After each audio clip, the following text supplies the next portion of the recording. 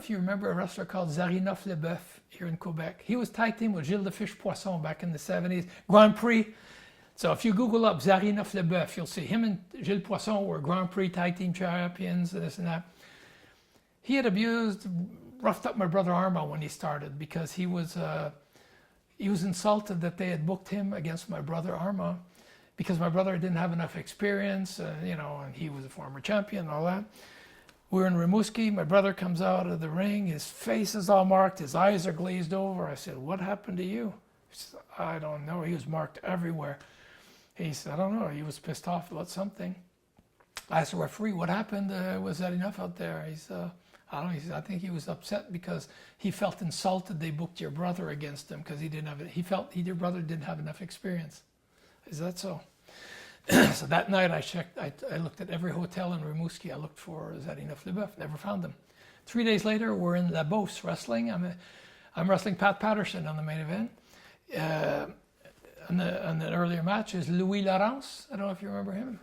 Louis Laurence against Zarinoff Leboeuf. For whatever reason, Louis never showed up. So I told Gino, I said, because Gino said, "Everybody's here." He says, "Well, except Louis Laurence." So the referee says, "What are we going to do with the Zarinoff match?" I said, "Gino, put me with Zarinoff." He said, "I can't. You're on the main event with Pat." I said, "You don't have to pay me for this." I said, "This is personal." I said, "Put me with Zarinoff." Though Gino knew right away. Okay. Gino liked that anyway. So he says, "All right, fine." I said, "This is me and him." So so Gino gave the instruction, tell the referee, tells Zarinoff Ray's going to go over. So when they came back, he said, "Well, we'll see." I said, "We'll leave it at that." I said, "I'm going over." So we got, just before going out, Edward Carpentier says, "Hey, Ray," he says, "be careful," because he says, "if he gets you down, he's going to cripple you." I said, "Well, thank you, Edward." You know, I said, because he was used to beating guys up pretty bad, kicking them in the face and this and that.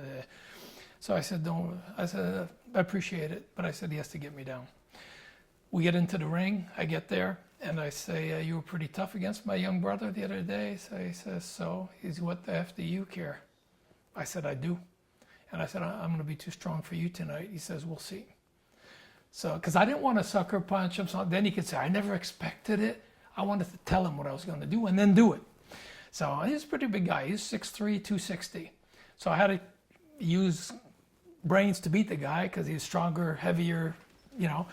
So the referee's looking like, "What's going on?" I said, it was Joe Cloutier, the referee. I said, "Go in the corner. This is him and I."